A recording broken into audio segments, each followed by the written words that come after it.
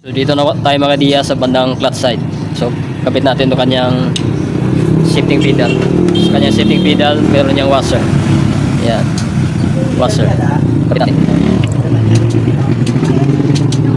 So dito pala mga diya sa sunod palitan ito kasi wala kang mabibili.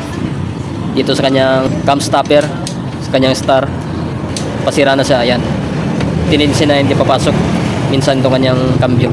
So orderan pa natin ito sa Shopee. Palitan lang sa sunod. Ayan. So, ayan yung guide niya.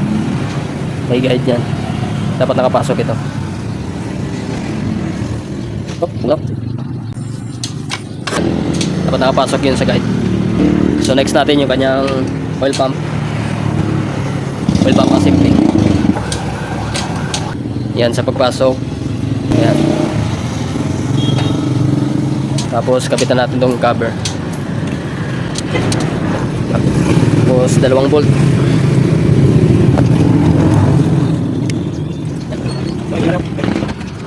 Yan, pagkatapos higpitan natin ito. Yan. Next natin maya yung kanyang sa clutch body. Ayan, next natin ikapit mga Diaz itong kanyang drive gear. Kapit natin. Yan. Next natin itong kanyang clutch body.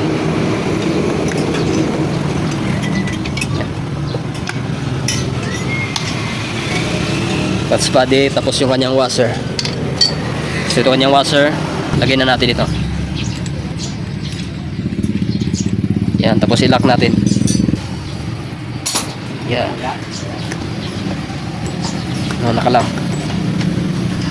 Tapos lagay na natin maya yung clutch boss at yung clutch lining. Ayan. Ayan, kapit natin yung lining. So dito sa lining, kahit magkabaliktad yan, wala yung problema. Lagay natin. Tapos sa clutch plate, hindi sa matulis yung bandang ibaba. Yan. Dapat pareho sa lahat. Tapos lining, clutch plate. Yan. Lining, clutch plate. Tapos lining, clutch plate. Tapos lining. Yan. So dapat ibabad nyo muna sa oil yung inyong clutch lining. Tapos lagay na natin ito. Yan. Yan. Tapos pag line nito, meron niyang guide. Pwede naman straight lahat yung itong lining. Dito siya. Pero yung isa, pwede nyo rin ilagay dito. Yan. Wala yung problema. Kabitan natin ito.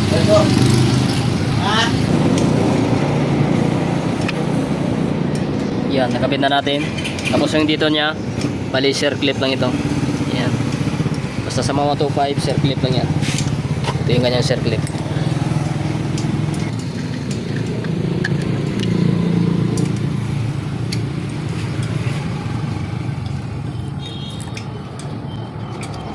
Yan.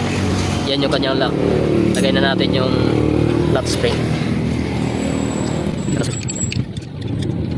Tapos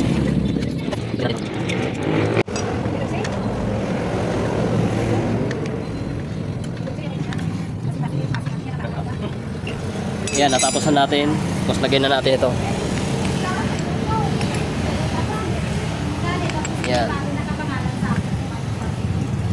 Yung washer nya, ito yung bandang labas.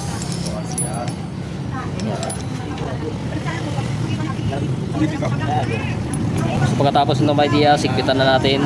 Tatakpan na natin siya. Ayan. So madali lang yan, ikapit. Ayan.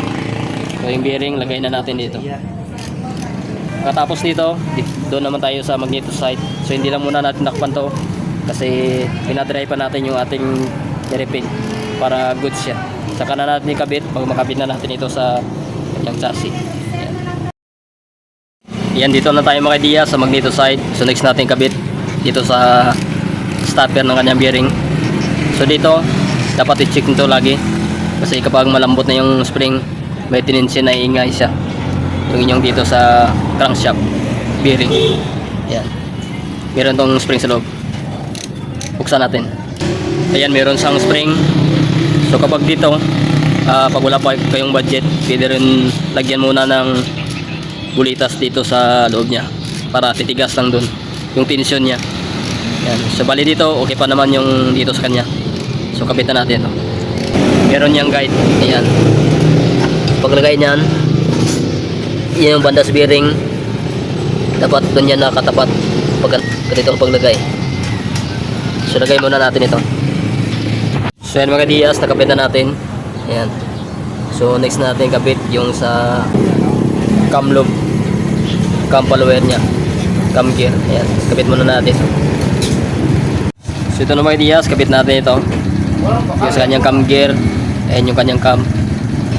So meron niyang palatandaan. Itong tuldok na to, dapat nakatapat yan dun sa tuldok na yan. Ayan. So dapat yan nakalagay. So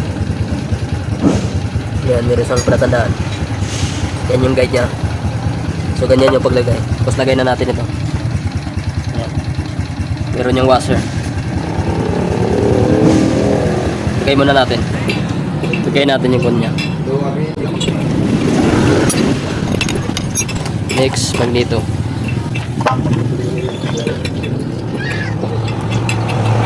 Ito na mga Diaz, nakapitan natin yung matito at higpitan na natin yung kanyang bolt. Ayan. So next time na natin ito takpan pag makabit na natin sa kanyang chassis. So next naman natin yung sa kanyang block. Ayan, yung sa head. Ipoport pa natin yung kanyang head. Pwede Diaz, natapos na natin yung sa center case niya. So bali dito sa kanyang head, i-report pa natin ito. Ayan. Pang 150 na yung kanyang cylinder head. Ayan. Lagyan natin ng chamber.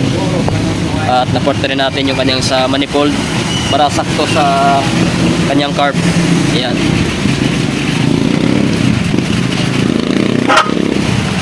Dapat tamang-tama na. Ayan. Dito rin sa kanyang head. Ayan. Ayan, umulan. Ayan mga Diaz, hindi tayo tutorial nito kasi umulan. Ayan. So, mga Diaz, natapos na nating lighten yung kanyang valve at naport natin yung kanyang head. So bali pang 150 nito. Ayan, nalinisan na natin. So dito i-assemble na natin yung block at yung kanyang head.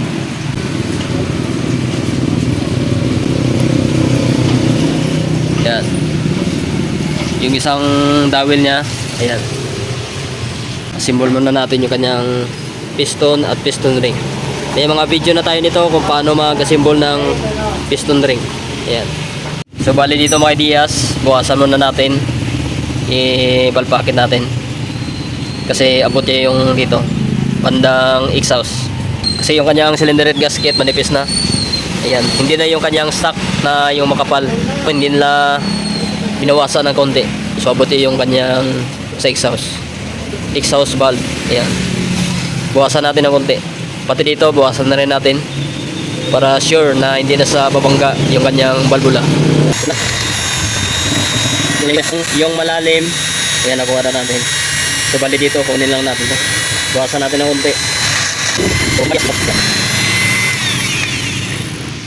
Ayan, goods. Okay, right. So mga Diaz, nakapit na natin yung kanyang piston. Ayan. So lagyan natin ito ng oil.